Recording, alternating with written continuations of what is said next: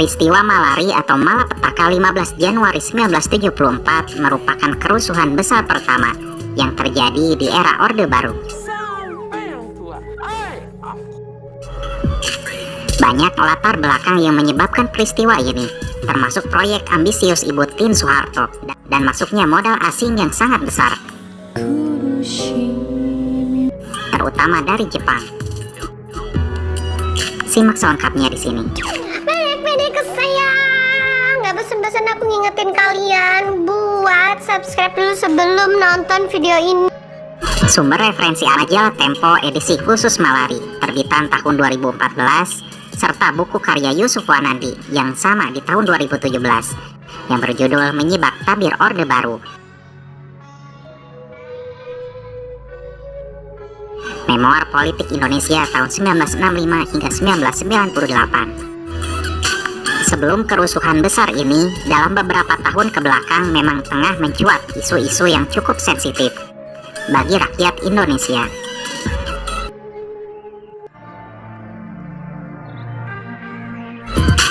Yang pertama ialah proyek ambisius ibu negara, yaitu Siti Hartinah atau Ibu Tien Soeharto, yang berencana membangun TMI atau Taman Mini Indonesia Indah yang akan menyedot anggaran yang sangat besar hingga mencapai 10,5 miliar rupiah.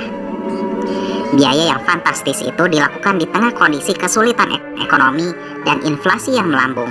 Dikhawatirkan ini akan memicu protes besar dari rakyat.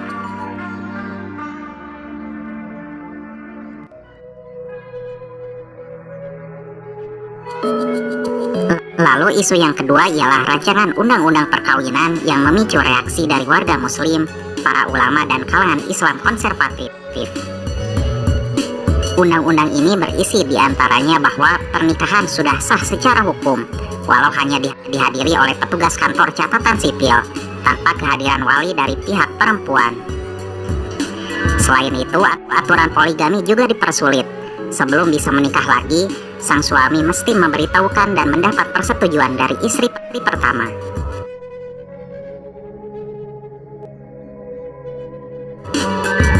Isu lainnya ialah derasnya modal asing yang masuk ke Indonesia. Dalam waktu singkat, modal dari Jepang mengalir dalam jumlah besar, mengalahkan Amerika. Rakyat, terutama mahasiswa, menolak modal asing tersebut. Sentimen anti modal Jepang terus menguat. Mahasiswa pun kerap turun ke jalan.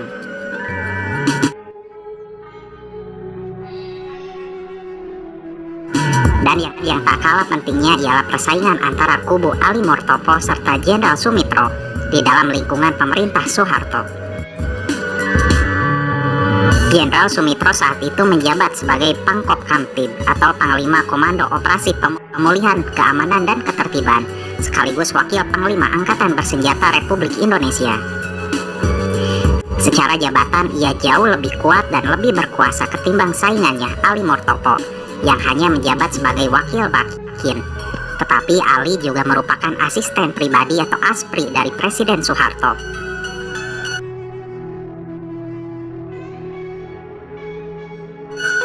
Mereka saling bersaing mengenai siapa yang paling dekat dengan sang presiden.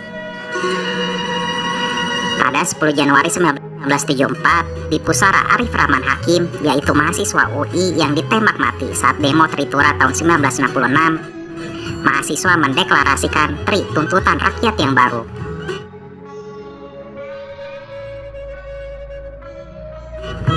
Isi Tritura yang baru itu ialah turunkan harga-harga, bubarkan ASPRI, serta gantung koruptor.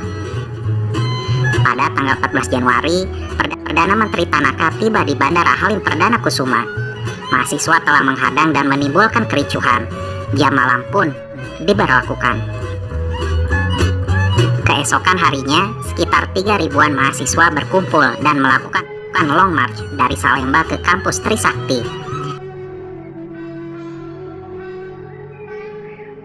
Mereka mulanya hanya melakukan demonstrasi damai dan melakukan apel besar di sana.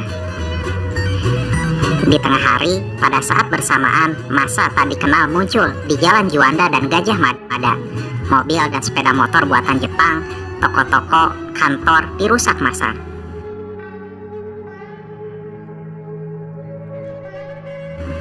Mereka diduga sengaja menunggangi aksi apel mahasiswa tersebut dan melakukan serangkaian kerusuhan dan juga huru-hara. Situasi ibu kota begitu kacau. Terlihat sekali bahwa tentara dan polisi yang dikerahkan tidak memiliki pengalaman dalam menangani huru-hara. Kerusuhan terus berlangsung hingga tengah malam dan akhirnya mampu dikendalikan oleh aparat.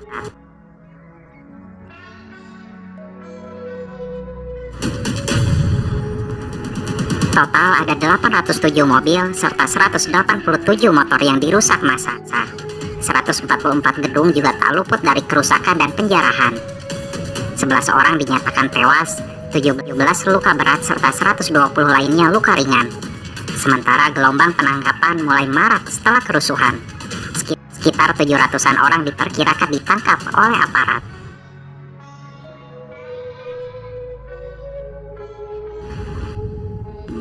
Jenderal Sumitro selaku Pangkop Kamtib dinilai gagal mengendalikan situasi ibu kota yang akibatnya mencoreng muka negara dan Soeharto di mata dunia, terutama di mata Jepang. Ia lantas dipecat oleh Soeharto. Sumitro sempat ditawari sang presiden untuk menjabat sebagai duta besar di Amerika, namun ia menolak dan memilih pensiun.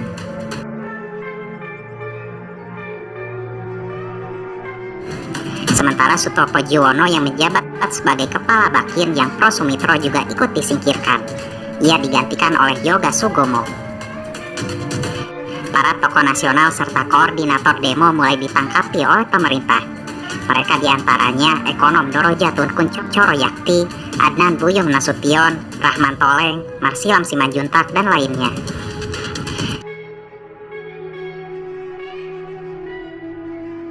Selain itu, Hariman Siregar selaku Ketua Dewan Mahasiswa UI, Yudil Heri Rustam, dan juga Theo Sambuaga juga ikut diciduk. Hariman sendiri divonis 6,5 tahun penjara. Beberapa media yang memuat kerusuhan tersebut oleh pemerintah dibredel atau dilarang terbit. Mereka diantaranya Kami, Indonesia Raya, Express, dan The Jakarta Times.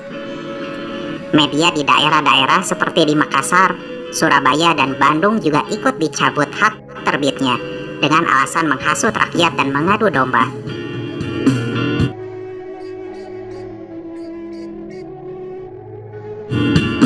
Pasca Malari, selain memecat Sumitro, Soeharto juga membubarkan ASPRI. Meskipun demikian, Ali Murtopo dan Sujono Kumardani tetap berada di lingkaran dekat sang presiden.